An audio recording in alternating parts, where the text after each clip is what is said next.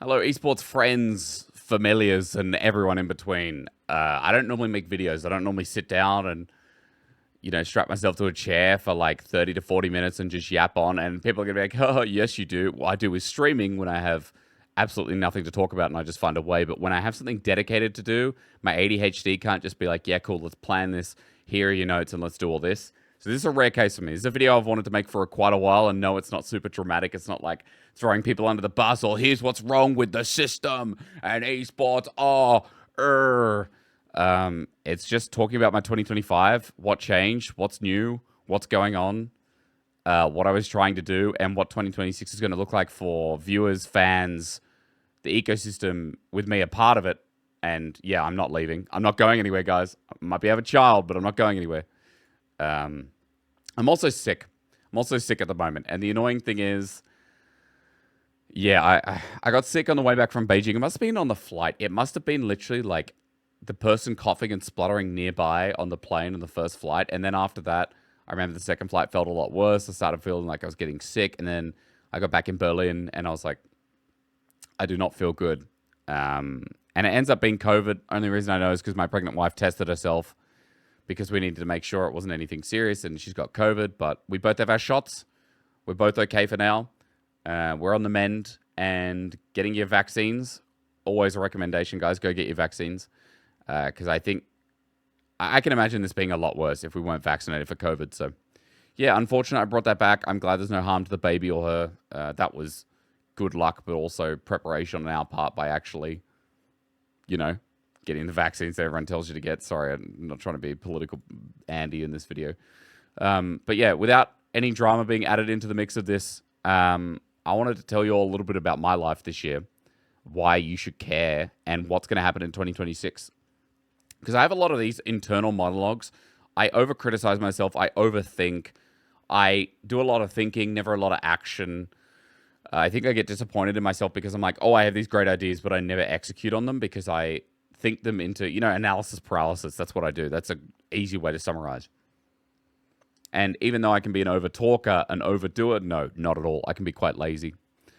And I think this year I had some lazy moments because I was like, oh, I might not get them again, but it's like, I could have done so much more. Maybe people think about that generally, oh, I could have done so much more here and there, but in my opinion, I feel like I definitely know that it's a fact for me. So why am I here? Why am I yapping at you?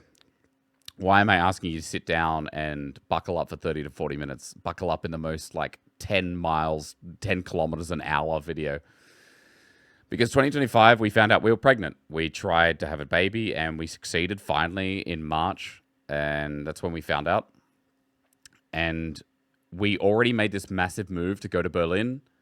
That started last year, kind of temporary as like a trial year. And then this year was like, hey, you're part of the core LEC talent, I was told. And it was kind of like it was kind of like cementing that, hey, okay, we're living in Berlin now. And my wife graciously gave up everything to be over here. Also, the stress of having a child in a foreign land. Like, we get free healthcare in Australia. We get everything we need and we know the system. We can ask questions. It's all in English. Here, it has been such a journey, like going to foreign doctors who know English but don't always have that one-to-one translation where like they might say something and it's like, oh, should we be worried about this? And it's like, we can't really get any follow-up on that because we have to search ourselves because we have to translate some very niche German words. It is a very specific case, but like it's quite scary being in a foreign land and going to have a child in that foreign land, right? We set ourselves up with health insurance. Health insurance here is great, but yeah, we're not German, so not everything comes to us quite naturally. Sorry, I'm still sick. I think I'm going to be this way for a couple more days. So just bear with me as I kind of look like death. I kind of look like this wallpaper, by the way. The ugliest wallpaper. We are going to tear this down soon. It's the worst backdrop for a stream ever. Also, it just wallpaper. It's not the 70s anymore. So, ADHD aside, focus in, Jake. Focus in. 2025, imagine having a baby in a foreign land, realizing you're working into a job like LEC with huge expectations, a lot on your back because you want to impress the audience, but also you want to do it justice, but also you want to impress yourself. That's very important for me. Making sure I deserve to be there. I have imposter syndrome, but sometimes I feel like it's not imposter syndrome. You could have done so much better. It's the same thing as I was talking about at the start of this video. Like, I could have done this with my time, and I should have been this and this and this, and I should have been efficient. Sometimes, like, I don't know when to lay back, but also I think a lot of the time I just don't know when I should just go and do the thing. But with all the things in motion, 2025 was like, you're having a child in Berlin. You're still trying to cement yourself as an LEC caster, and you're trying to show that you deserve like a quarterfinals or a semifinals at Worlds or like MSI, right? No, I didn't get MSI, and that was a bit of a sting. I got Worlds. I did the first week of Worlds at Swiss, which, as I'm recording this video, is still ongoing. They've just done the double Swiss, and now it's going into quarters soon. But I'm not at that stage yet, and I'm trying to work towards that, and it's an ongoing grind in the midst of it all, where I'm like, okay, when this child comes, I'm going to have to fix that and be more efficient. More on that later. But for this year, like, it is so good having a strong wife. I mean, it's so powerful for me, having a strong wife who can just roll through punches and be ready to give birth in Germany. And while I'm trying to find this next level of casting, like, her being resilient, headstrong, and putting in so much work to make sure she's healthy and this baby stays healthy is, you get very grateful and stuff like that. And anyone who understands, who has a baby or has a wife who, you know, maybe preparing, like, I'm sure they're the same. You kind of just like, wow, like the strength in these 9-10 months are crazy. And I say 10 because it's like the build up, right? So yeah, because of Hannah getting pregnant this year, I've been a bit more on call in the sense of like, I want to be there for her. I want to support her because I didn't want to just go and do, you know, I put aside some work sometimes, or I put aside things like streaming sometimes because she was obviously more important. And I think everyone will agree. Of course, your partner's more important. And I'm not the biggest streamer in the world. I have like 10K followers. I'm not a big viewer, Andy, but I've got a decent following. I'm grateful for every viewer I have. The fact I have more than one viewer astounds me always. Like, genuinely. Like, sometimes I don't know why people watch me. But streaming has been less because of this year, because of 2025. And I apologize. I sincerely apologize to people that wanted to come out and watch me. And I, you know, kind of let them down because it was a year where I did have to make sacrifices and did have to say, well, it's about my personal life. And I don't think I've done that before. I think I've always been about work, and I've always been about like, no, this is going to be, you know, like this, I've got to do this. And I'm sorry, I got to make sacrifices with my personal life or not see family this day. Or like, and it's like, I've stopped doing that less. That's also a thing getting older, I think, as well. You get closer to your family because you realize how precious time is. And I definitely didn't want to miss the time with my wife and her being pregnant. It's also a very special time. Like, it's very hard to explain, but it's just like, there's something growing inside that belly, and you're watching it grow, and you're seeing it kick, and you're feeling like what is, you know, like the foot of your unborn daughter, and you're like, you know, soon you're going to be out here, and I'm going to be taking care of you, and life's going to be very different. So yeah, so streaming was a lot less. I also this year I stopped co-streaming, and earlier this year I was still in the full punch of co-streaming, and at MSI, right graciously gave me co-streaming rights, or more restreaming rights. And I was the only one with restreaming rights at that time. Should have brought water for myself. That is my fault. And I got restreaming rights for, at least for the English broadcast. And it was a really successful stream. It was something I as well could use to help my analytical knowledge grow, because that's what I do with my co-streams. That was always my purpose. Hey, I'm going to analyze like an analyst, and even though I might have like platinum, diamond, emerald, whatever knowledge, like I'm somewhere there. Not by solo queue, no, we don't go by that metric, but by what I think I can bring in terms of level of knowledge. I had that for the cast, and I was the co-streams, and I was glad that I could help build that.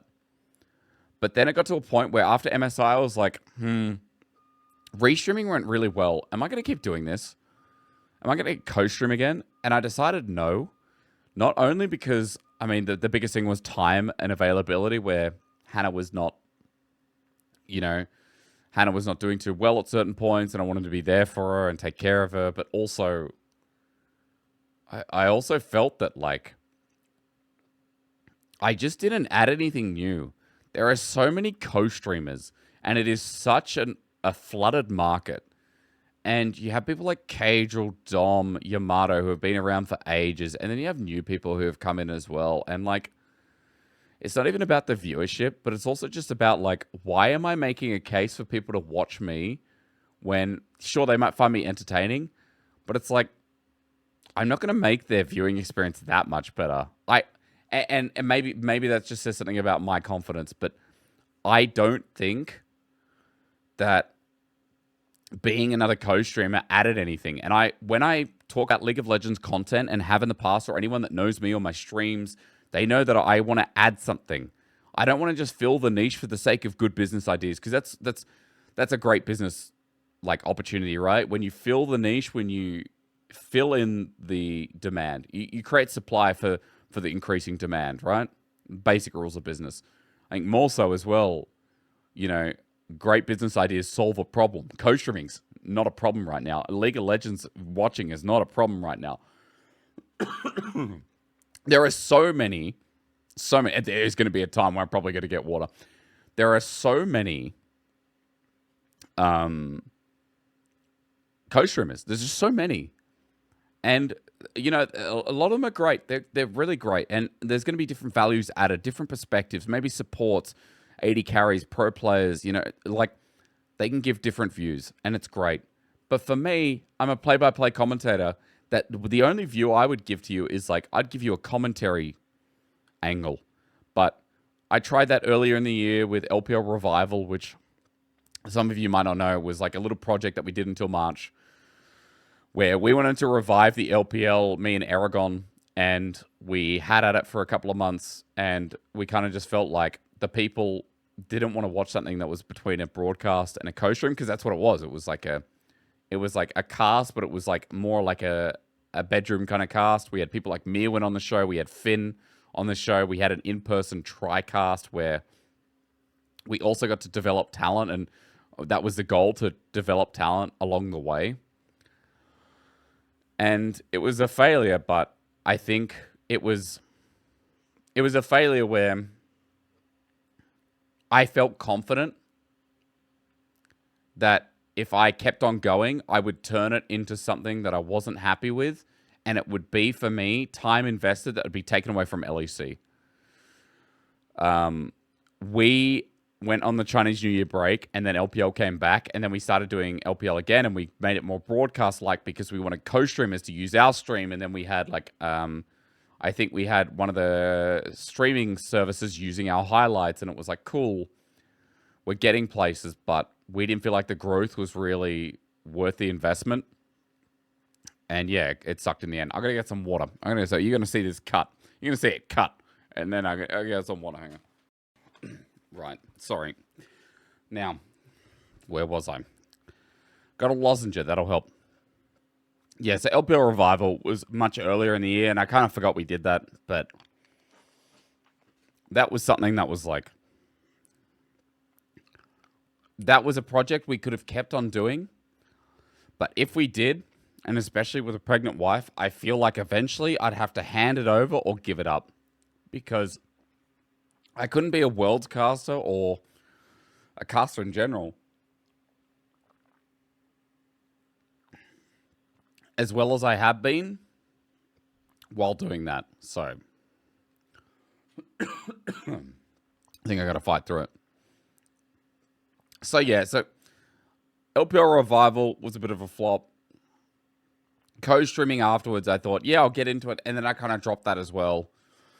A lot of people on the outside would just see, oh, Hysterics, you're getting lazy or like whatever. But I literally just prioritize my time, where I'd rather be happier. And even if in those times I was playing games and watching a different co-stream, it for me felt better time invested than doing my own co-stream where I don't think I would add anything. Also, I want to as I'll talk about, well, I guess I'll talk about now, streaming has become less and less overall, just because I know eventually I have to drop it. Now, there are some streamers out there that have kids and they do streaming, but they are big streamers. They are huge streamers. They're streamers who rely on streaming for their income. For me, it's a really nice side, and the fact that I even have a community at all is breathtaking. But when I have a child, like, I don't want to stream 3-4 hours and prioritize the stream and then not have time with the child.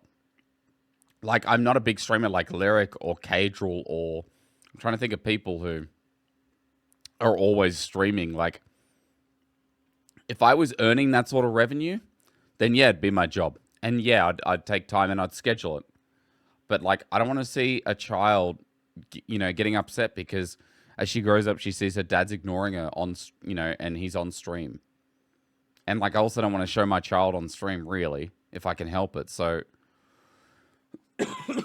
excuse me. So, I think overall, this for me is like a natural transition away. I am not going to keep streaming as much as I am. Like, maybe there'll be a rare stream when I have a child. Maybe there will be. But consistency is not going to be a thing. Not unless my brand keeps growing to the point where Twitch grows with it. And then, yeah, it's income for the family. It builds her future for university or something, like, that's an example. So naturally, moving away from streaming this year was a natural conclusion for me. And I love streaming, I really do. And I did have a point where I'm going to move into variety. I remember that. You all remember that. Where I was like, I'm going to do variety only. And then I came back, did some league stuff. And then I did the MSR restreams. I've had weird transitions because I wanted to find something where I could do it and I could be a little bit more casual about it. But I think streaming in general is just a no-go. Also with streaming, I wanted it to transition into content. It never did that. Because I wanted to fill a gap with content, and I wanted to create League of Legends content where there is a gap, and I'm still thinking about it. I'm still trying to find it. And I feel like there are some specific things I can do, and I'm still working on and will be working on. Because content when I have a child is going to be easier, right? It's going to be like, look, I need this 1 hour to record this thing with this dude. I then put it aside. Later when she's sleeping on something, I can edit it, upload it. Boom, done. It's super easy. Now, easy with a child is never going to be easy, but it's easier than streaming and then having to go through highlights and then so on and so forth. So, yeah, this whole year, I've really wanted to find gaps in content, by the way. Like, I've been overthinking it. I have at many times not released anything, and I think at this point, I'm like 3 or 4 months past the last time I actually released content. Earlier in the year, I did have long-form videos, and I did have some short-form videos with casting as well. I used to release casting highlights of myself about games, but the interest and demand of that was quite low and became quite low. And I think all the broadcasts do that anyway, where I'm just adding another voice to a broadcast. At least that's what I think. So I had a point where I was like, yeah, they're doing well. I'll pay an editing team. The content there didn't go spectacularly. And I think I kind of realized, I'm like, well, if I'm not producing great content myself, and I'm also not, I don't have this willingness to make better content, then what's the point? And I stopped with content altogether. And it's really hard. Like, when you think about someone in the content space, like, I don't envy League of Legends content creators because unless you're big, there are no gaps. Like, Cadrel fills the majority of the market. Of course, he does everything. Like, sets up for LoL Esports. He does all the VODs of the games of LCK, LPL, pretty much all the big ones, at least the ones you care about. Even some of the LTA at rare occasions. He literally covers a wide market in the LoL Esports space. And then you have like Dom Yamato and others out there also who also cover the rest, or including some of that of what I just stated. So for me, I was like, what the hell? How do I find an angle? Like, how do I find an angle in this space? Because I've been around for 10 years casting now. And there have been some great ideas early on that I didn't follow up with, and I've seen other people do them, and I've regret it. I've completely regret it. And I think I could have done more. I think everyone always thinks they could have done more, but when you see your ideas and other people doing them, because they've also had that idea, you're like, damn.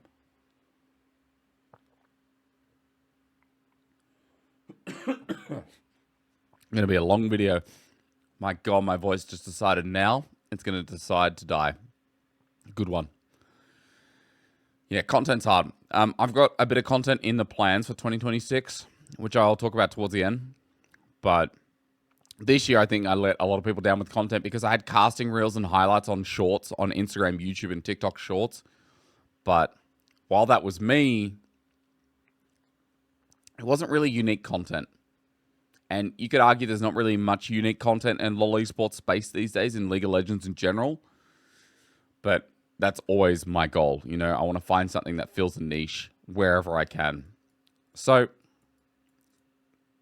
for me, it's really important, like, that I kind of set up this video and cover what I've been looking for 2025. You know, like what I was trying to do. Pregnancy, stopping streaming consistently, which now you know why there's no content coming out. And like, oh my God. And why as well, along with the no content,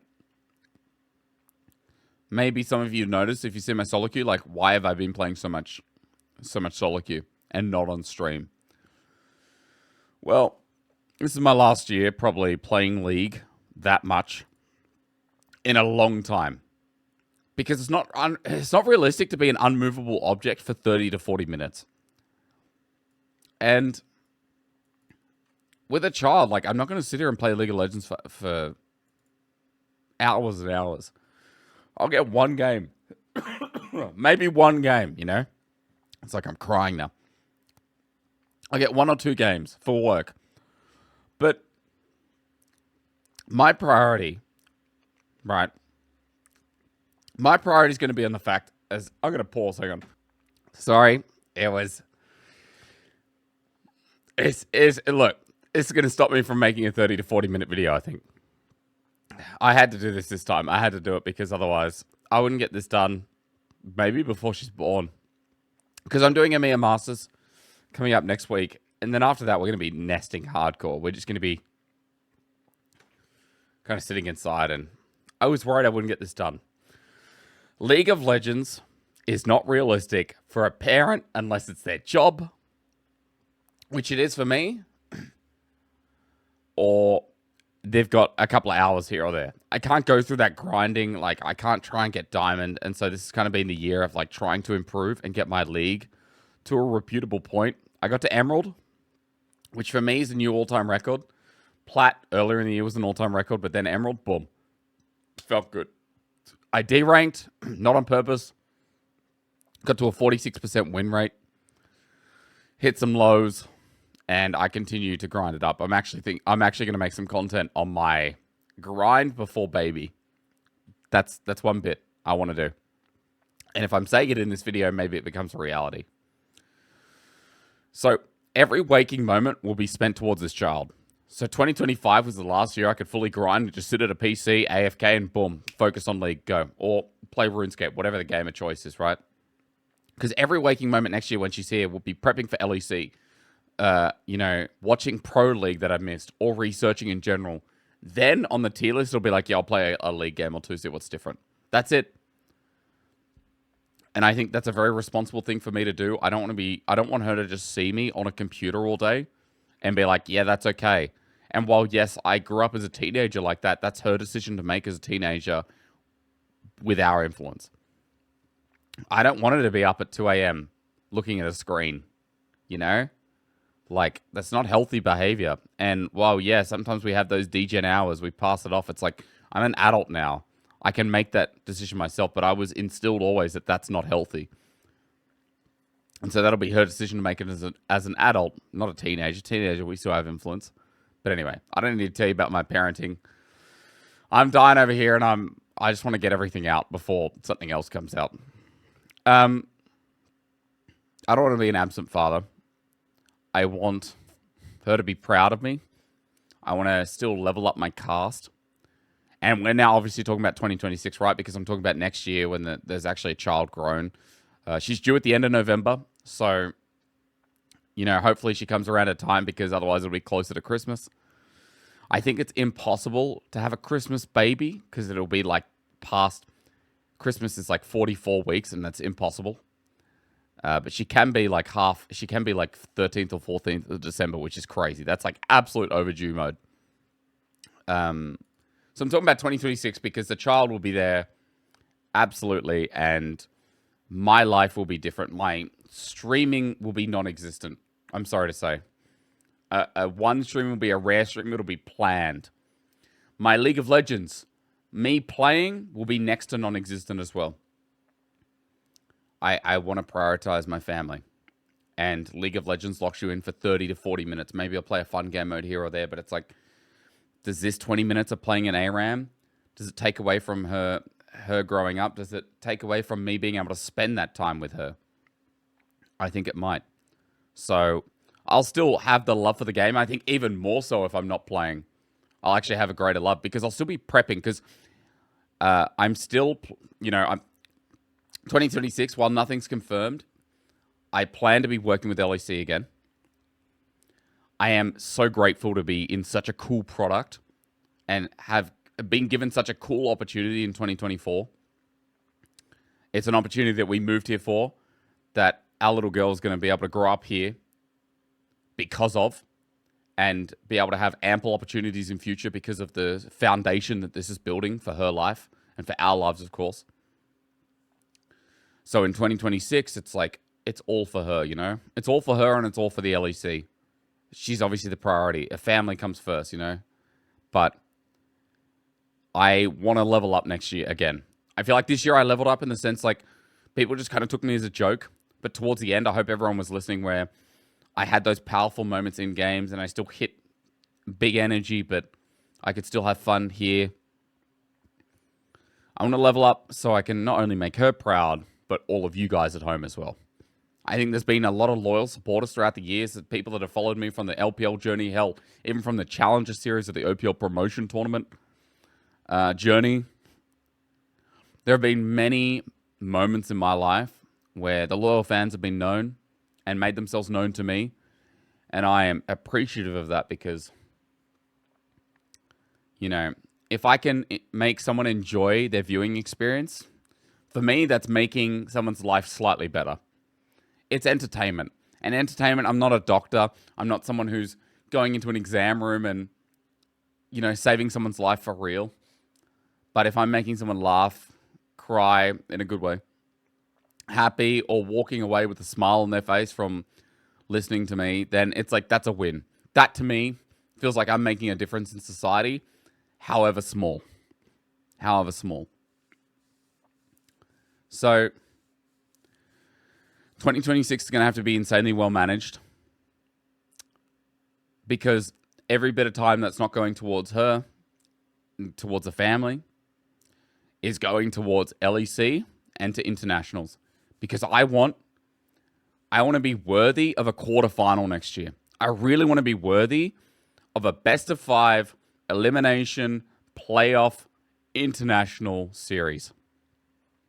Currently, I'm not there, but I'm getting close. I think I'm getting close. And if I can fine-tune and tweak some of the things that I've been working on, I think next year could be the year. So again, just because I'm not stepping away from anything, I think what this family makes me is more resolved. I feel like I'm more resolved with my job, my career, my love of League of Legends, and what I'm doing this for, With that as well, I want to pump out more content in 2026. It's going to be easy to pump out more when, at the moment, I don't really have that much. I don't like short-form content, but I'm learning to like it. I'm learning to produce it. I've been doing a side channel of learning German, which is like my own project that I told no one about. I've literally just done it for clicks, like literally to see how people find me, the concept, if it works. I'd like to implore some of that stuff in the league space and see if that, is something I can really develop. But yeah, a lot of my content, it'll be aimed at improving, my casting knowledge of the game. So it might be podcasts, short form, as I already just said, voiceovers, that also keep me involved with the game. If you don't know already, DPM LOL, if you go to their Instagram or TikTok, I'm the voiceover for their short form content right now. An absolute honor. Like, I think this website is revolutionary for the lolly sports space. Talk about filling a niche and a gap. It's kind of an all-in-one. I feel like OPGG would be sweating right now. And it's a really cool project. I encourage you all to go check it out. It's also developing my voiceover skill. So stuff like that is like included in the content that I'll produce hopefully next year as well. Hopefully we can continue working together because it's been a really cool project so far. But yeah, I'm obviously reading from some notes here because with my ADHD, I'd be yapping forever if I did not. It's just a lot of me saying apologies for not streaming this year, being so iffy with content. I'm someone who complains or says a lot without a lot of action. I will change that as of now. I wrote that last night. I think I'm slowly changing it to be a person of action. And I think I just need to get off my ass. And if you're like me and you just keep talking the talk, eventually you got to walk the walk, right? Eventually people are going to criticize you enough where they say, just go do it. That you got to go do it. And 2026, while that is the future, my 2026 plans also are kind of inclusive of now. I'm going to start creating the content today, tomorrow. I'm going to keep going with the German content. I'm going to keep going with the voiceovers. I'm going to keep planning and step away from the screens and learn. I'm going to get better. That's what I'm going to do. And I'm hopefully going to be on LEC for 2026 and make it the best year of LEC so far. Increase my content on that show as well as have a podcast that people can go to that will help them about the league space. I think all that inclusive can help make the space better because ultimately my goal for 2026 is provide a service to fans that makes their viewing experience better and makes their league experience better overall. That's my goal. That's my goal. And with very highly concentrated time because of having a daughter, I have to lock in. You know, I have to lock the hell in. And this is also me keeping myself accountable. That you guys can also rage on me. If you ain't getting that podcast content, if you ain't getting the short form content, I don't know, I'll go give subs in someone else's channel or something, you know? I'll give subs in Cagel's channel or whatever you want. It is going to be a bigger life starting from about now. A month from recording this video, that child will be born and I'll be a completely different person. And I'll be someone who has to be accountable for their actions in a good way, of course, in the sense that if I say something, I have to do something. I don't want her to grow up thinking that daddy's all talk. Because that is a horrible thing to think. That is, I hate that. That also instills bad values, in my opinion. So, a lot of 2026 is about becoming an upstanding citizen, becoming an upstanding person in the League of Legends space. Because you guys, have given me a lot with your loyalty, with your support. It's a good time to like fake the crying, but I am genuinely emotional. The loyalty and support you guys have given me over the years has gotten me to this position, and I do not want to repay that trust and that sincerity from you with laziness and talk.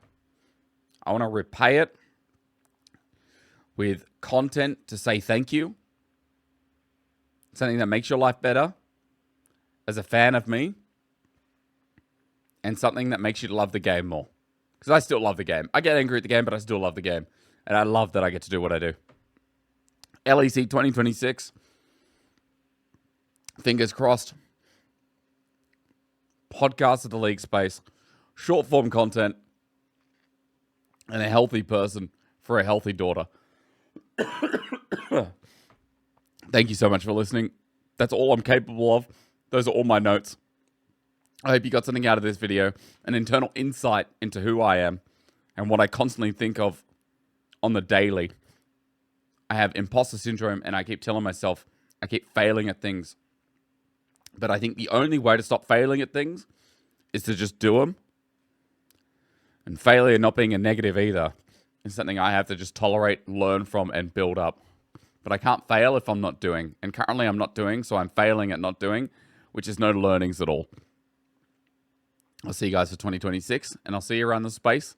Thank you for listening, and I am going to go to bed.